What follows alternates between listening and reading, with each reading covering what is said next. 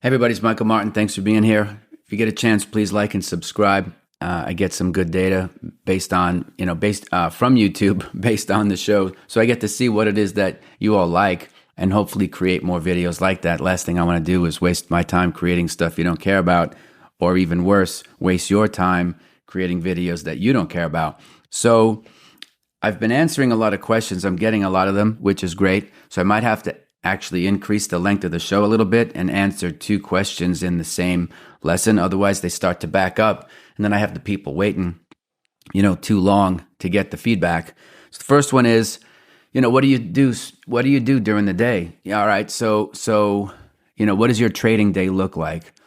And I get up super early, California time. I typically, just take a look and see where my level's at. Are any of the instruments that I'm looking at close to the levels of where I would get in? Where am I moving my stops to? And then once the market's open, I'm just babysitting a book of stop orders, basically. I'm not sitting there looking at short-term, 1-minute bars or what have you. Price is going to go wherever it's going to go, whether I'm watching or not. So I don't typically sit and watch. Sometimes I'll put an alert in that I'll trigger before the actual stop price so that I can see, because I typically don't like to add orders too far away myself. Then, I answer, reader mail if I can, or create videos if it makes better sense to do that. I'm also working on, Victor's going to teach a day trading class. So we're working on building the guts of that out because we want it to be very substantial. And in order to do anything right, it's going to take some time, take some experimentation, a little bit, build it out, maybe provide too much information at the beginning, and then get some student feedback and figure that out. So we'll err to the side of putting too much as opposed to too little. And so that, that takes time to put together a good course, because it's one thing to have the information, but then you have to deliver it in a way that makes a lot of sense. So that's what I've been working on these past few, month or two, behind the scenes. And the other one email that I got was, could you say something about, adding to winners? And so, I don't think adding to winners is a form of greed. I think it's really just another way to look at risk management. There are folks who, so first of all, let's take a step back. Adding to a winner is a systematized or a rule-based ideology that you will acquire more of what's working at higher prices, some quantity of that at even a higher price than you first had when you acquired the instrument, whether it's commodity futures or stocks, right? So then the question becomes, by the time you're going to stop adding to the winner, right? Are you going to add once? You're going to add several times. You have to take a look and see, okay, well, what is it based upon? What is the rule for adding to the winner? Is it going to be X amount of dollars, or is it going to be some type of a ratio of the standard deviation, or maybe all or part of the average true range? So I think a lot of it depends on what kind of risk you ultimately want to have by the time you're done adding. So if you put on your optimal position size at the beginning and you're going to add to winners, what is that going to look like if you add, a second, third, or a fourth, what we would call a risk unit, right? Your first piece would be your first risk unit. For some folks, that's what they're just risk on, risk off. Risk on, buy it long, sell it long. Sell something short, buy it to cover. So they're not really cannonballers, but they have their set position size. They add the risk and they remove that exact risk, and that's it.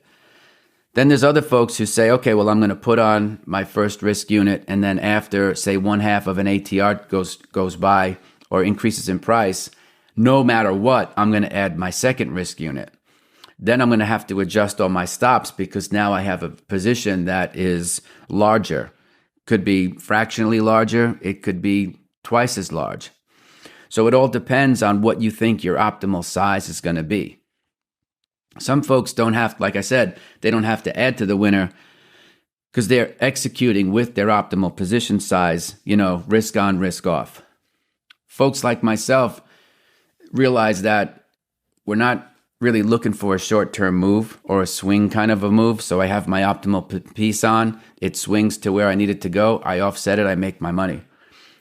My way of looking at things is that I can anticipate, something at 20 going to 40 or 50. So for me, it doesn't make sense to get 20 to 22, right? Because I can withstand the swings in the short term and not panic if what you might have as a price target is something where I might be adding risk. Because I would much rather have smaller risk size at the beginning and add along the way, so that if my timing is good and I do get lucky, because no one can predict the actual magnitude or the duration of the move, every once in a while you'll find yourself in a spot where that exactly happens. It goes to 25, 25 to 27, 27, 31, 31 back to 28, 28 to 29, 28, 29, 27, back to 30. And I would prefer to stay in like that whole time. It doesn't affect my intestinal constitution, but everyone's different, right? Some folks would be much more happy, buying a risk unit and then offsetting it with a winning or a small loss. For me, I would start much smaller perhaps than many of you, but I will keep nibbling and adding in so that by the time, it gets to 25 or 30, now I'm fully loaded. I know where my stops are. I have my gains reinvested into my stops and then let the thing run. Right? So it's a different style. So I think the way you figure out how do you add to your winner in a long-winded way is to figure out, after all the adding is done, what's the most amount of risk you can withstand, right? Because this isn't a day trading tactic. Adding to your winners is at least an intermediate, if not longer term type of trading, strategy. Now, maybe during the day, some of you can find inflection points and add a little bit more. That's more of a victor strategy than my own, because again, my ethos wouldn't be one by which I offset the trade at the end of the day, unless, of course, there was like a reversal or my stop got hit, or my exit criteria got hit. But that would be incidental. It's not my intention to do that, right? So you might find it easier to add to your winners if you trade smaller at the beginning. Right, because I think unless you're trading your own money or you're at a prop desk where you're paid to take gigantic risk, you don't really get paid to offset the risk at the end of the day, right? You get paid to take bigger risks, right? So conjugate it with where do you see, how long, what's your holding period, right? Something that you would need to know maybe from observation. You could go back and look and say, okay, well, here's some of my past trades, and here's how I could have done if I had added to the winner. Now, you could say, I'm going to add equal amounts, right? Kind of like what the Turtles did. They added up to 4 units directionally, the same size. There's ways to do it where you're pyramiding, where you do put maybe not your optimal size on it first, but you put a larger risk unit on.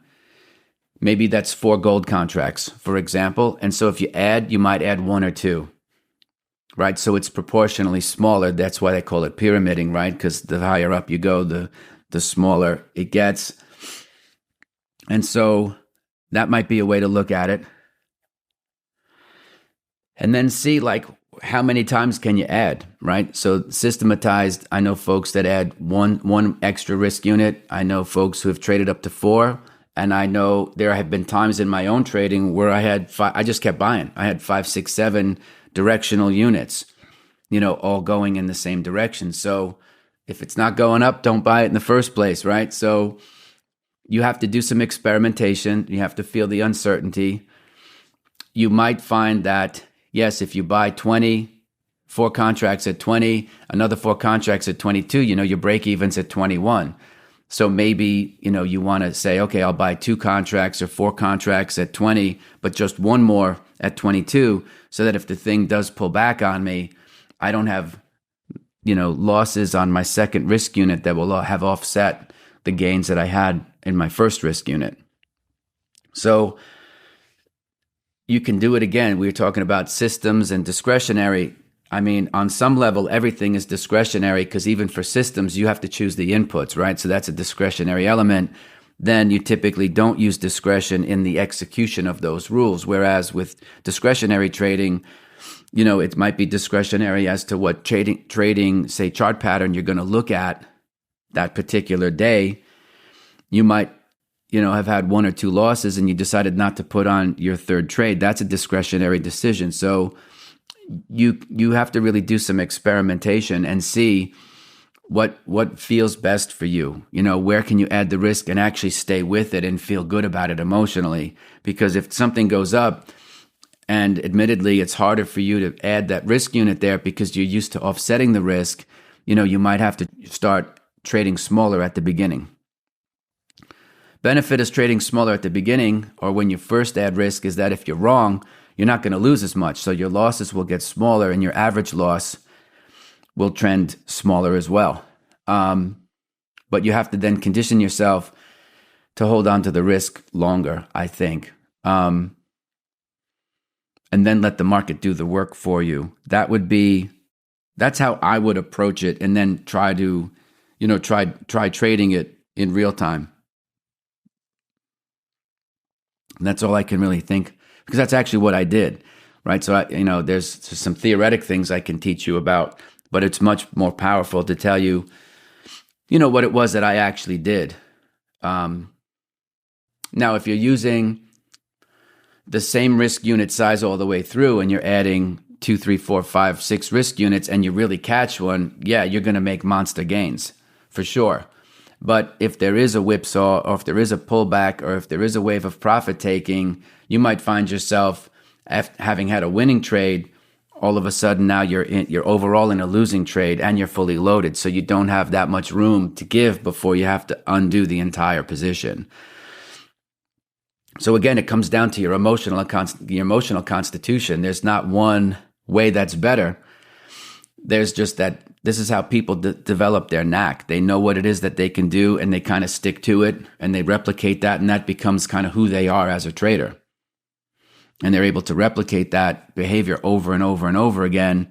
And they understand that sometimes they're going to have some gains that they give back. They're going to get knocked out flat. They might have, small winners that end up being small losers, but they know more times than not when they really catch a good move, they're going to make, 20% rate of return on their portfolio perhaps, and then some. And that's kind of what they do it for.